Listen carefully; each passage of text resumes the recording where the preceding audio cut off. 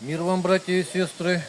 Вчера был праздник, День Святого Равноапостольного князя Владимира. Именины у меня были. День крещения Руси. Всех поздравляю с Божьей помощью. Ножик закончили. Видите? То есть показал, держится плотно в ножнах, но в то же время очень легко вынимается. Пальцем опираетесь. Такой вот ножик сам. Ну, теперь покажу или, так сказать, рог лося.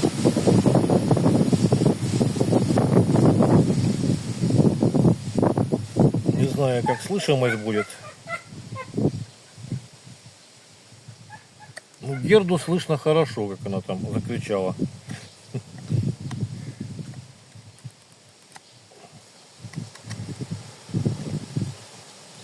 Примерно так.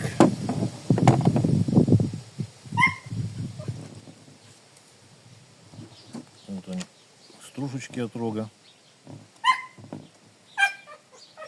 Это вот транспортерная лента.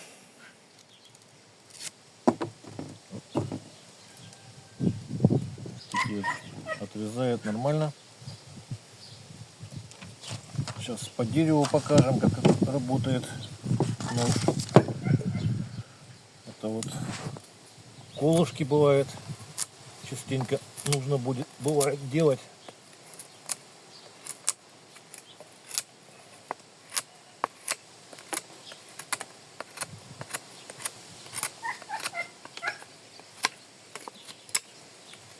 По сучкам пофиг.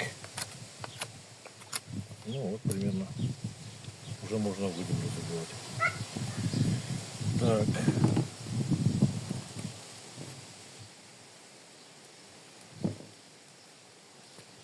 Это у нас хвост коровий или бычий, не знаю. Ну, бреет без проблем. Я его немножко мочил, но не успел немножко намочить. Все равно, тем не менее, бреет.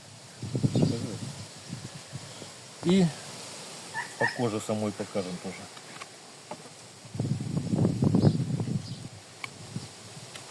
Она уже сухая такая, как бы. Размокнуть не успела, но видно, что режет.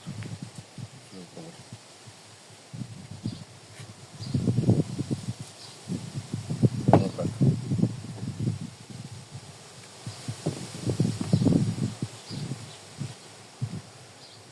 Ну и по газетке покажем.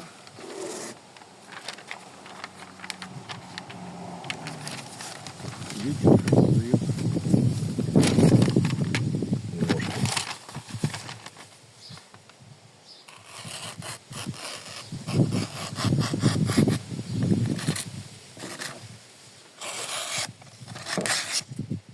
Примерно так.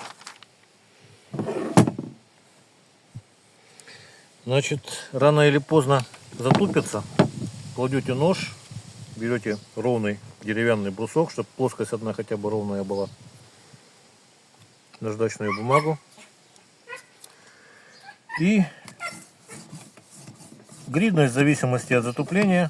Вот так вот вперед-назад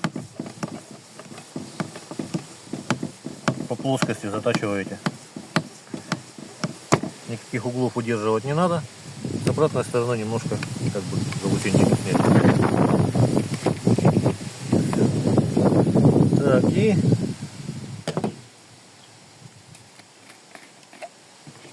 чтоб металл не ржавел, смазочка продается у меня такая. Она не только для металла, но и для кожи. Вот, ножны, например, мазать можно, обувь, огнестрельное оружие смазывать и прочие металлические механизмы. Ну, вот тут вот тоже кожа в уходе нуждается, поэтому тоже надо смазывать, чтобы она влагу в себя не тянула, не рассыхалась. Вот. Сам подвес тоже